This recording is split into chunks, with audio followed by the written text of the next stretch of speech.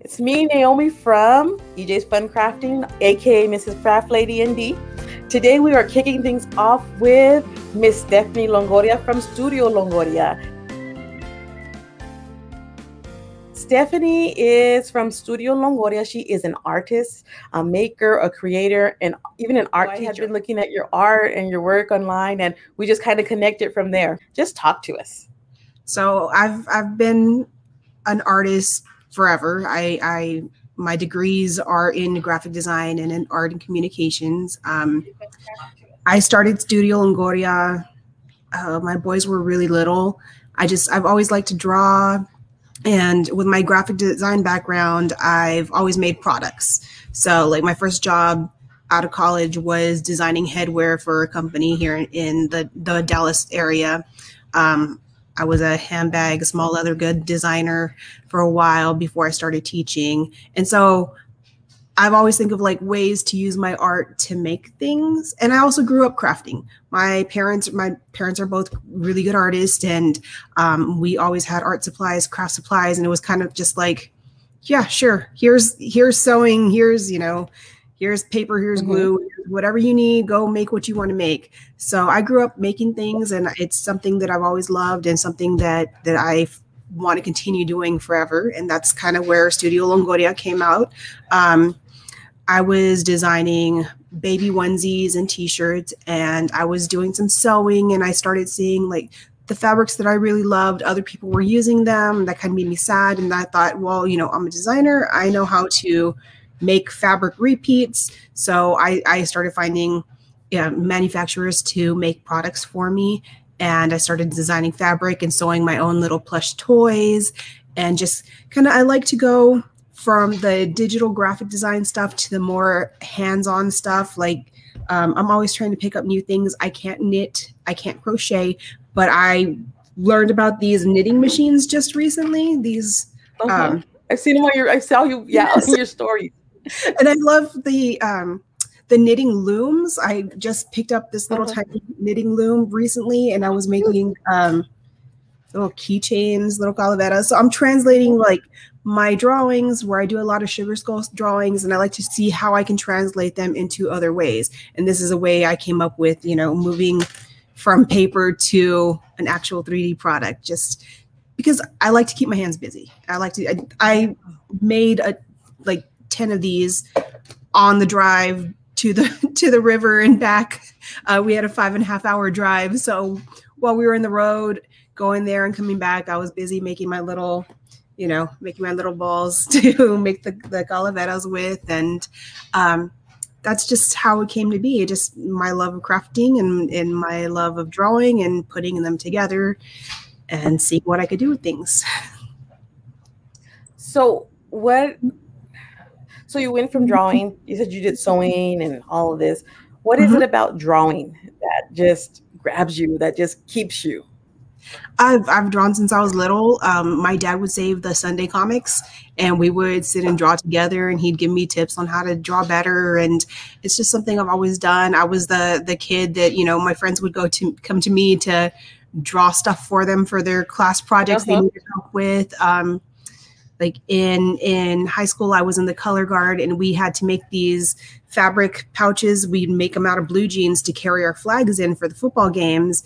And, my friends would gather at my house because I had all the craft supplies and I could draw. So we'd decorate they tell me what they wanted decorated on their pant leg, and I would do that.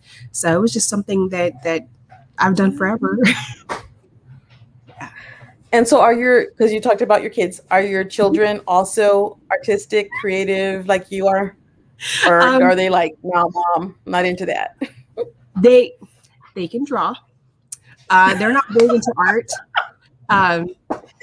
The oldest one's really good artist. I have chickens. He designed my chicken coop. He drew it on paper. He actually used a ruler and drew it all out, and he designed it. He built it for me. My little one's more, I hope I would like that. That would be awesome. The little one's a little more free and loose and wild with his stuff. He has his own, he's kind of let it drop, but he had started his own Instagram page. It was called sticky short comics, and there are these stick figured comics or little animations. They're really cute and really silly, and that's what he likes to do. So I think you had shared that at one point. I used to share them. He hasn't been drawing a whole lot lately. He kind of let it drop, but he was making these really cute little animations.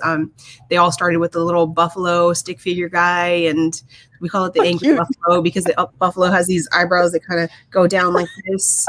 And yeah, they're good artists.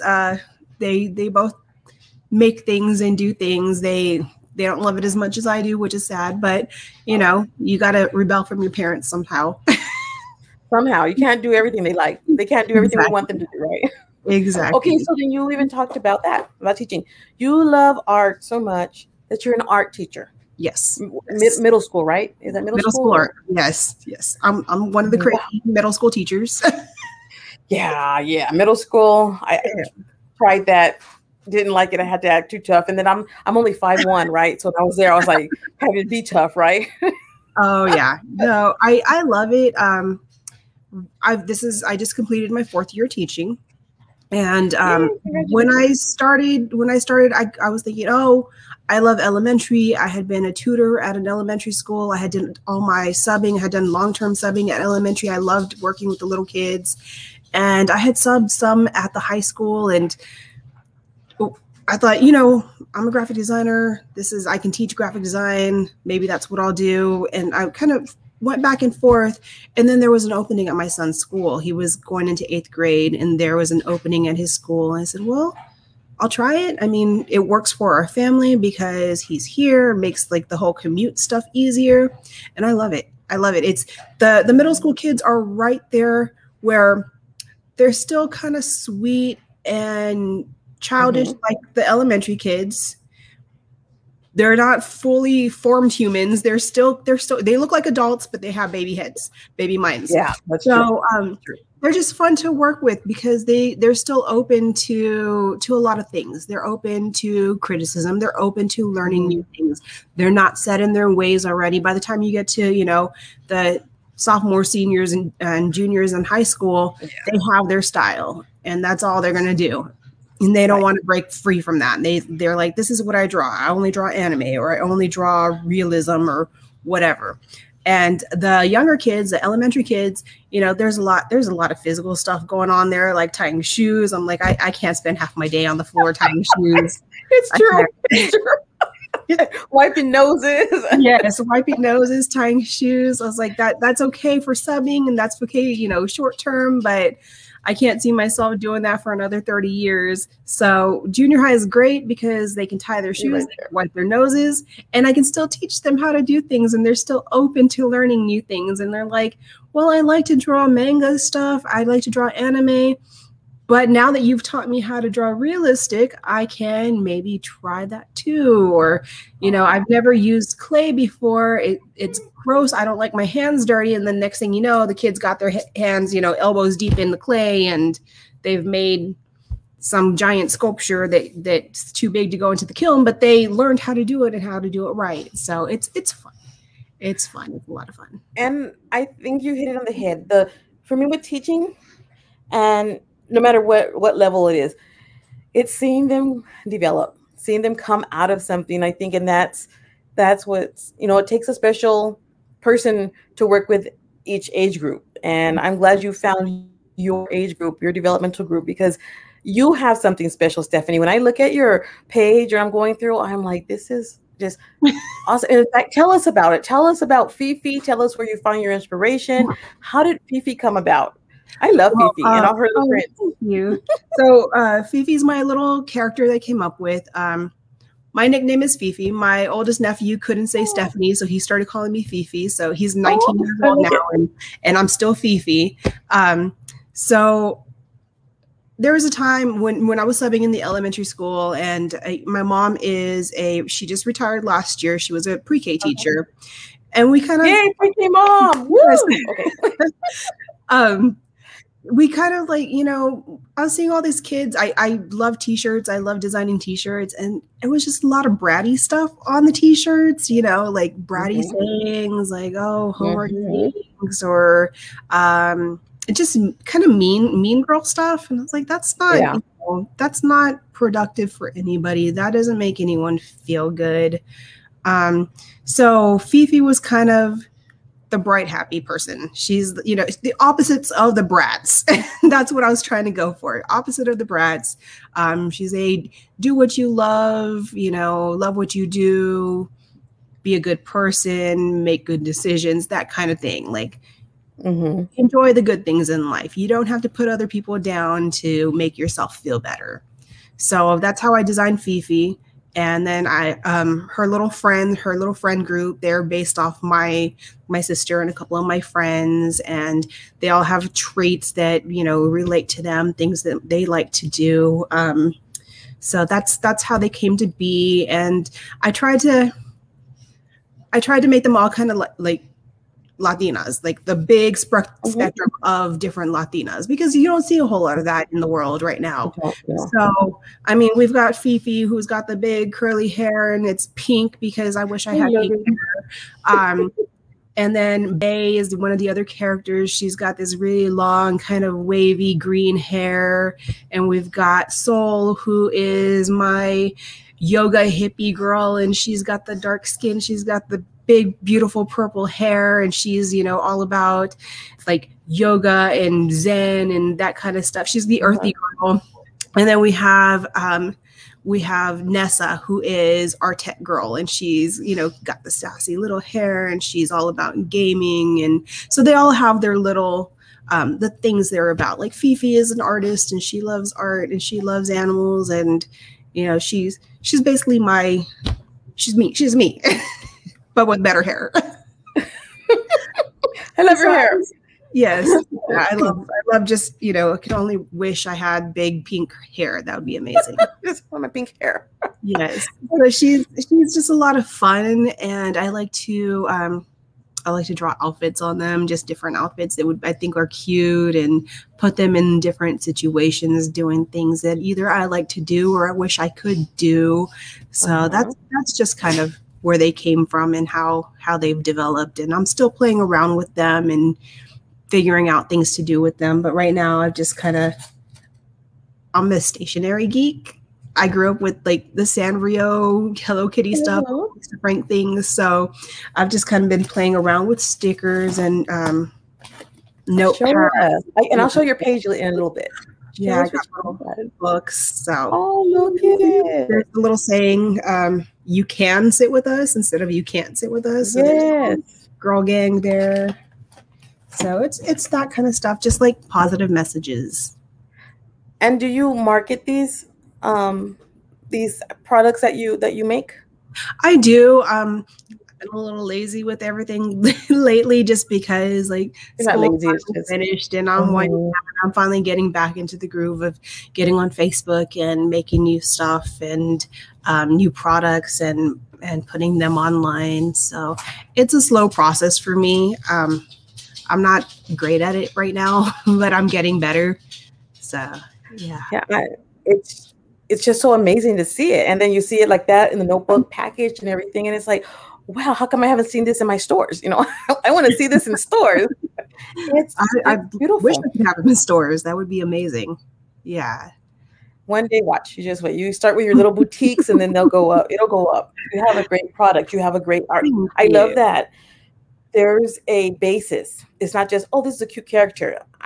You have a whole baseline of what your characters are built on, and I love it. I love it. I think it makes it more meaningful, and it's like now I'm not going to be able to look at those characters anymore without thinking possibly what they could be going through or thinking of a positive message. In fact, you could even, where's your mom? We're going to turn those into a pre-K book series, elementary book series. You would love that. We could do it with manners and social interactions. We could do that.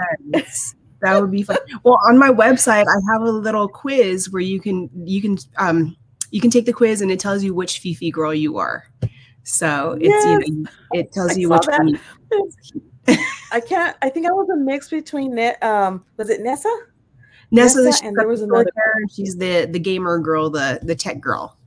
Yeah. Yes, I was. Yeah, I'm techie.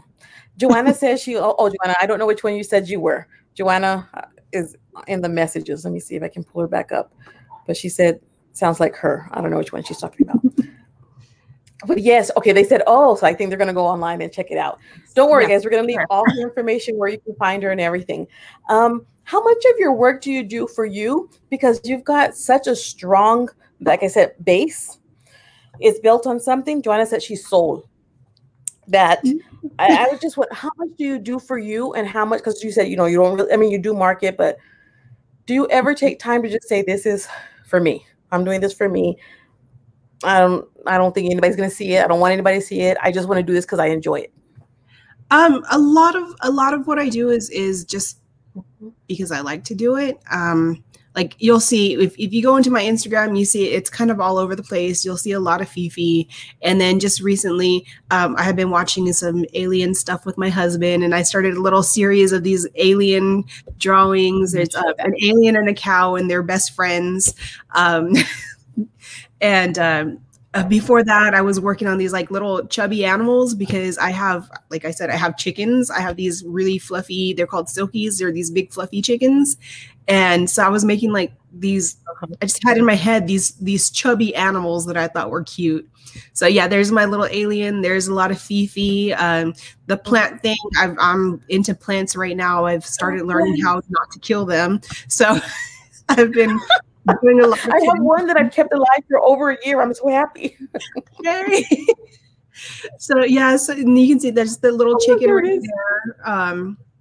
It was just stuff that I like to do, stuff that I just get ideas and I put them onto the iPad. I like to do my drawings on the iPad. So there's a lot of that. When I saw this right here, Stephanie, I'm sorry. I didn't mean to interrupt you. No, go ahead. When I saw this one right here, it just took me back to childhood with the ranch style beans and everything. I was like, oh my goodness, this looks so cool. That's my son got into my youngest son had the idea to start selling plants because my husband and I, we had been working in the yard and we had bought a bunch of plants, and he's like seeing the price tags. He's like, plants are expensive.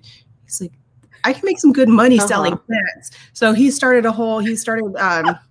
propagating. He started watching videos on how to propagate the succulents he had in the yard. And right now my sewing table no longer has a sewing machine. It's covered in plants.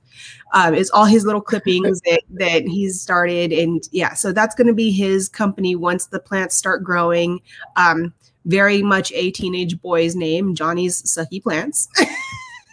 And I thought that was so like, I'm like, look at that. It goes with, it's so clever. I love it. I love a plant. He's a funny kid, and my boys love ranch style beans. And he was like, my mom's been, now that she's retired, she's home. She's been painting cans for him so he can put his plants in whenever they get big enough to transfer into the cans. So she's been decorating cans, different cans and stuff. And I was like, well, he loves refried beans. Both of them do. So how can I make, play this up where his plants, they're coming in a can. That's how he plans on selling them when they're ready. So that's where the ranch style bean Johnny's Sucky Plants came in. I love it. And then there's so much more behind that. I mean, there's the entrepreneurship, there's the caring for the earth, the plants, there's the upcycling using the cans, just so much in there. Oh my goodness. Yeah. Oh, and then more chickens. If you guys didn't know, you probably didn't know, Stephanie also has chickens. When I look on it, like sometimes I'll see her on her stories, and she'll be out there with her girls. Yes, my girls. We're down to 6. We hatched 10 babies, and I've given away 8 of them. 2 of them I'll be taking to my mom in a few weeks. I'm going to go down to South Texas, and I'm taking her 2 of the chickens. So we'll be down to 4, my original 3 plus 1 of the babies. But yeah, they're my babies. It's just, I like to go sit outside and just watch them. They're so fun to watch. We grew up, my dad loved chickens, and we live in the city. Okay. Like neighbors, yards, main streets and everything. I'm going to stop sharing real quick. And we grew up in the city. My dad loves animals so much. I remember having, and some of the neighbors had growing up chickens too, but nobody else had anything. We had chickens in the backyard, roosters. There was a point after I got married, we had geese. My dad had got 2 geese. Oh, wow. He's had turkeys, ducks. He just loves his animals and his critters running around and feeding them. And it's just, I'm not a bird person. So I don't go outside when he has his animal. I don't know why I'm not a bird person. Yeah, I love my chickens. My boys, the little one has 2 parakeets. The older one has a rabbit. We've got 2 dogs, and then we have the chicken. So we all have our animals. Yeah. So we love animals here too. My daughter wants, I have a 9-year-old. She wants to get chickens. I'm like, I don't know. A duck. I don't want them to have my same inhibitions or whatever. But I'm like, I don't know about that. I don't think the neighbors would like that, Mom. Oh, you'd be surprised. I've got one neighbor who, her grandson has pushed a ladder against the fence, and he likes to climb up the ladder and watch the chickens. And on the other side, their grandkids, the neighbor's grandkids, they have a trampoline in the backyard, and they'll push the trampoline up against the fence whenever the chickens are loose in the yard so they can see the chickens. So yeah, I'm the neighborhood chicken lady. Kids all, peeking over the fence, trying to see them. It's a title. You need a shirt for that. Neighborhood chicken lady. Oh, yeah. I'm the chicken lady. Yes. What are your dreams? What are your dreams? What are your hopes for Studio Longoria?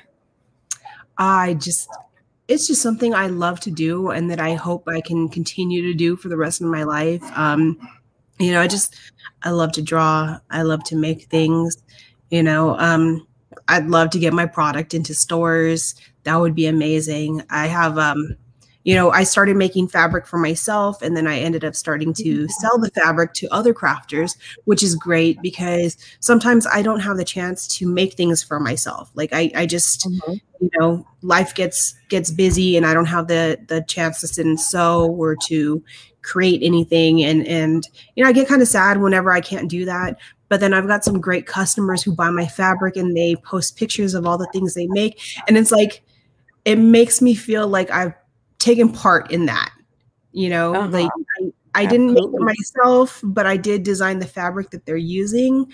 So I still have a little piece in there, and it just makes me really happy when I get to see what they've made. So just because you can choose, you can choose any fabric for anything, but to choose, and when you sew, you are very particular about the fabric you use. So somebody's using your fabric, that is amazing. My sisters and I sew, and so I can't wait to get my hands on some of your fabric. I've got lots of designs, and I'm working on. I just worked on a couple more. I'm calling it. It's a little different. My collection usually is very Latino. This one I'm calling it Saturated Summer because they're these very saturated colors, and they're just some kind of like my favorite prints or interpretations of my favorite prints. So I've got some palm leaf prints. I did what was it? It's kind of like an 80s style, and it's got these little weird snakes. And I put the snakes in there just because it's like summer in Texas means snakes. Yeah. Come on. Yeah. Regulars and everything. Yeah. Yes. So they're these weird little snakes, and they're just like prints that I love, that, dots and stripes. And so they're not necessarily little characters, but you can still tell it's a Studio Longoria. Like my style is still in there, and it's just kind of sharing things I like and putting leopard prints. I love leopard print. I love it a little too much. That's my mother-in-law. Yeah, all these prints. When I make her stuff, I always add like a little some prints on there. Yes, I love a good leopard print. So I just some fun stuff like that. Those are going to be coming to fabric soon. Cool. And I can't wait. We're going to promote those for you as well. Thank you. Of course. When you, sometime back, and I didn't ask you this when I sent you the little transcript of what we were going to talk, a little outline. Some time ago, you posted about art being stolen and people using things, and that really hurt me. I mean, and I started doing more research on that, and it made me more determined to be more careful with what, because I've never outright done, but it's just like, oh my goodness, this is you're hurting somebody. So what is your message to other artists who may have gone through things similar, or who are afraid to go because they don't want? Because I know for a fact that I have people who in our group who don't want to put their art out there because they're like, well, what if somebody steals it? What if, you know, and they're afraid. Yeah, it is a scary thing. It is a scary thing to put it out there. There have been times where I just, like, I get kind of protective, like, oh, I want to share, but then I'm afraid to share because it's going to get stolen. So I'm very big on copyright law. Like, I teach my students, 7th grade students, all about copyright law. When it comes to our art projects in class, we don't Google for inspiration, because when you Google for inspiration, you're finding things that have copyrights, you know? So I try to show them the right way to find different reference photos. And I think that's very important. So if you're an artist and you're looking for references, you need to look for references that are, that don't have copyrights to them, that are public domain. And if you're an artist and you're afraid to share your stuff, you need to learn about copyrights and how to protect yourself. And the biggest thing people don't know is that you don't have to register your drawing to have the copyright. You sure don't. You own the copyright to your artwork, be it a drawing, painting, sculpture, photo, a song that you have written down or recorded. It has to have some kind of, it has to be tangible, some kind of tangible medium. So if you've drawn it on paper, you've sculpted it out of anything, you've written a story, you've typed it up on your computer, you've written it down on paper. You could have written it down at a restaurant on a note card, on a paper towel. As long as it's something tangible, something that you can actually hold, you have a copyright to that. And that copyright starts the minute you've created your item. So people saying, well, did you register? Did you register? That doesn't mean anything. Registering gives you an extra little level of protection.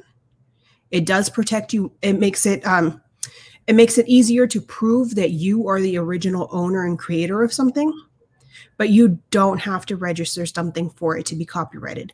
And another advice I'd give you is look up free classes you can audit. There are a lot of colleges that teach about intellectual property, and they have free classes you can audit. And you can basically, you're taking the class like you would if you had paid for it. The only thing is you're not getting the college credit for it. But you can always, you can really, you know, because I want to share that. I want to share that in the group. I want people to know that they do have resources. Yes, yes. There's a website, and I can't think of it off the top of my head. I think it's Coursera, something like that. And it gives you access to hundreds of colleges and hundreds of different college classes that you can audit. And when you're auditing, you're taking the class, but you're not receiving credit for it. You can pay, there's some classes you can pay for, and they'll send you like a certificate saying you completed the class, but it's a great way to just educate yourself. And I think I try every year to take a new class just to be completely updated with copyright laws. The last one I took, I want to say it was University of Pennsylvania. It was through their law school, and it was on intellectual property. It went through copyright and trademark law. So, and there's also, you know, people don't get the difference between a copyright and a trademark. Trademark is more for words. Copyright is for artwork. So just knowing the difference between the two, knowing that you do, for a trademark, you do have to register. You can't just say, this is my trademark, I own it, no one can use it. No one can use the word, I'm gonna throw Beyonce under the bus. No one can use the word Blue Ivy, because she tried to trademark that. That was that's her daughter's name. She tried to trademark that. And they're like, well, you can't, because there's a company, you know, there's a restaurant that already owned it. Or, you know, there's things like that, you know, you can't get trademark. I think Taylor Swift was trying to trademark the word Tay-Tay. And it's like, that's, you can't do that. That's people have been using that name forever. Other people or name that, you can't have the trademark to that.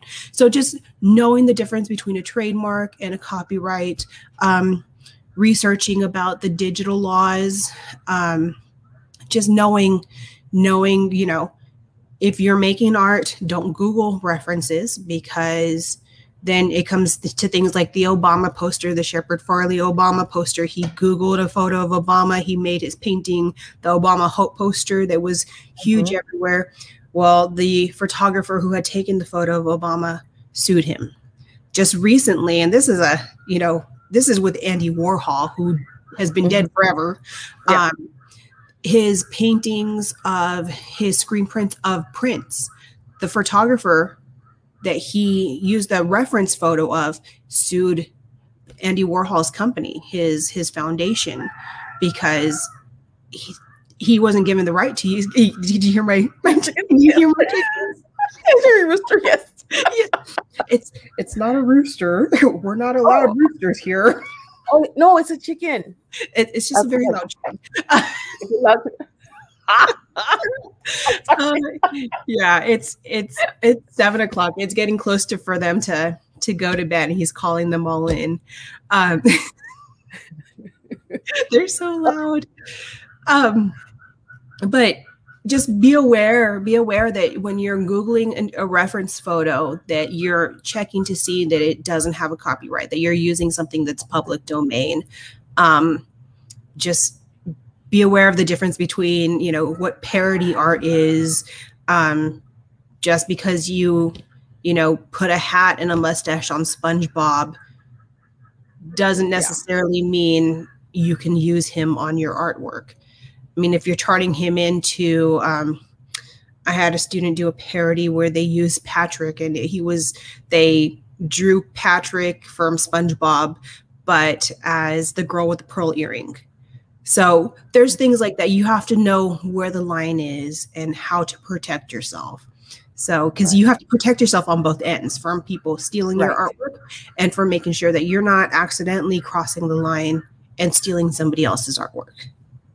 Right. So sometimes it's just blatant, and that's like, okay. Yes. But like you said, sometimes it's just, you don't know, people don't know. And for the most part, a lot of times people don't know, with the small business, you know, little craft groups and stuff. But it's important, like you said, so the best thing, everyone, is to arm yourself with knowledge. Yes. Right.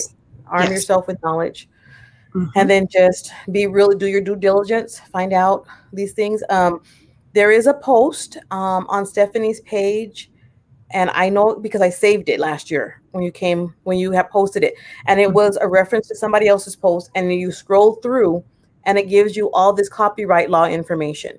So if anybody's interested in that post, just go scroll through Stephanie's stuff, or message me on Instagram, and I'll go through my saved posts, and I'll send that to you guys too. I think on my Instagram, if I want to say it's on, it's saved to my stories on the your highlights. My highlights, yes. It's the copyright for artists, and it is on my highlights. Let me just show you all where that is really quickly, because we are coming up on time. But that's okay. So let's go to her highlights. If you don't know, a lot of creators, a lot of people use highlights up here. These little circles, those are highlights. And what you can do, they just give you where you can save stories. And if you use them correctly, they're very valuable. So where are we? So we're looking at the copyright for artists. And you know, disclaimer, I'm not a lawyer. This is information that I've collected throughout the years. I have taken copyright law classes, but I am not a lawyer. So, and I apologize. I know there are a couple of like just misspellings and stuff in there. Just stuff that I overlooked when I was in the moment, passionate, trying to get this information out. Yeah. So. But that was a very good read. And that's like where I started I've known about it. I'm a teacher. I'm an educator. I teach, you know, and so we were always teaching, okay, when you do your reference papers, you know, we're not going to plagiarize and, you know, all this. And then it's a whole new world of it, entering the creative world, the creative community, and learning all of this. And I'm just so grateful for creators and artists like you who are willing to put yourselves out there, because it's an emotional thing. You put yourself out there for us. And part of it is just, you know, and you didn't want pity. You weren't like, well, no, you were more like this. We need to educate ourselves. And I know that has stuck with me. You had no idea. You have no idea how much that has stuck with me. I'm glad. I mean, it's a really hard thing to do, because every time you make something, that it belongs to you. It's a part of you. And when you see people just kind of running off with it and doing what they want with it, it hurts. It does. It hurts. Yeah.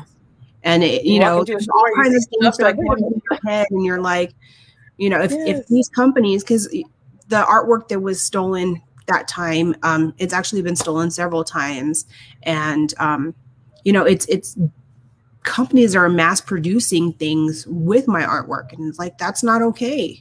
You know, it's not okay. Ask me for it. Let's work something out. There's been times like I've licensed my artwork to people. I do commissions.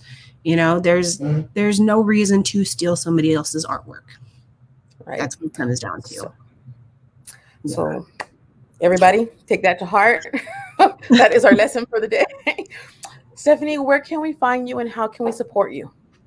You can find me on Instagram and on Facebook.